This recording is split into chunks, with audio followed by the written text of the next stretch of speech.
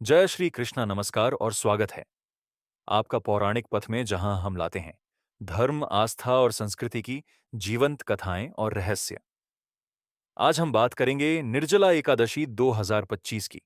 वह एकादशी जो सभी एकादशियों में सबसे कठिन लेकिन सबसे फलदायक मानी जाती है। निर्जला एकादशी का महत्व। निर्जला एकादशी का अर्थ है बिना जल के उपवास। यह व्रत ज्येष्ठ मास की शुक्ल पक्ष की एकादशी को आता है, जब गर्मी अपने चरम पर होती है। यह व्रत न केवल शारीरिक संयम बल्कि मानसिक तपस्या का भी प्रतीक है। इस दिन व्रती जल, अन्न, फल, यहां तक कि पानी तक नहीं ग्रहण करते। भगवान श्री कृष्ण ने स्वयं कहा है, जो व्यक्ति निर्जला एकादशी करता है उसे सभी एकादशियों का पुण्य प्राप्त होता है। पौराणिक कथा। भीमसेन और महर्षि व्यास। एक बार महाभारत काल में भीमसेन ने महर्षि व्यास से पूछा, मैं भोजन के बिना नहीं रह सकता, फिर मैं एकादशी व्रत कैसे करूं? तब महर्षि व्यास ने कहा, हे भीम, यदि तुम पूरे वर्ष एकादशी का पालन नहीं कर सकते तो ज्येष्ठ शुक्ल एकादशी यानी निर्जला एकादशी का व्रत करो। यह एक व्रत सभी 24 एकादशियों के समान फलदायक है।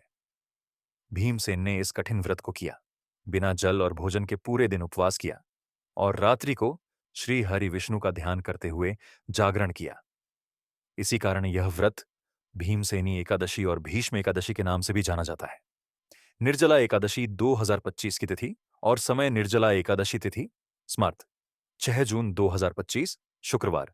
निर्जला एकादशी तिथि वैष्णव 7 जून 2025 शनिवार। एकादशी तिथि आरंभ 6 जून प्रातः 2:15 पर से। समाप्ति 7 जून प्रातः 4:47 पर तक। पारण उपवास तोड़ने का समय 7 जून 2025 को दोपहर 1:44 से 4:30 बजे के बीच। ध्यान दें, कुछ वैष्णव पंचांगों में यह व्रत 7 जून को माना गया है, अतः आपकी परंपरा स्मार्त या वैष्णव के अनुसार तिथि चुनें। आइए जानते हैं तिथि में भ्रम का कारण।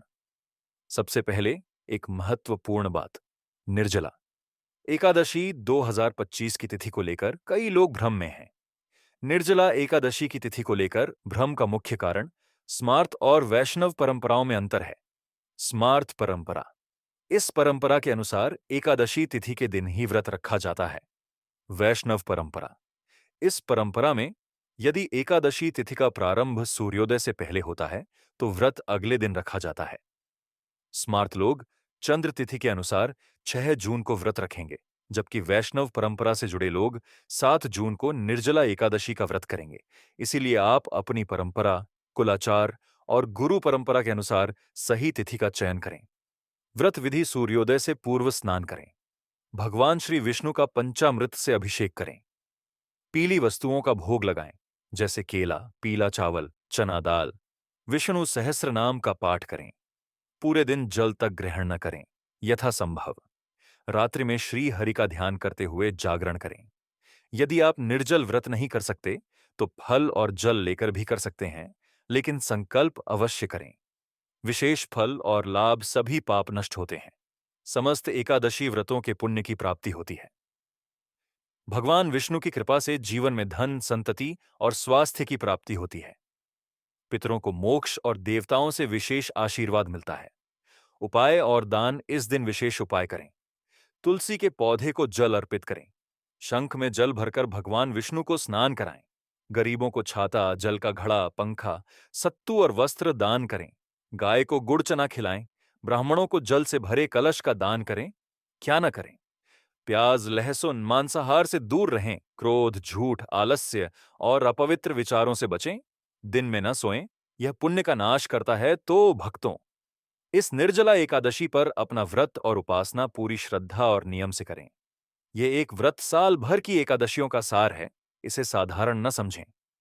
यदि आपको यह जानकारी उपयोगी लगी हो तो लाइक करें, चैनल पौराणिक पथ को सब्सक्राइब करें और कमेंट में ओम नमो भगवते वासुदेवाय अवश्य लिखें। अगले वीडियो में फिर मिलेंगे, एक नई कथा, एक नई परंपरा के साथ। हरि ओम तत्सत।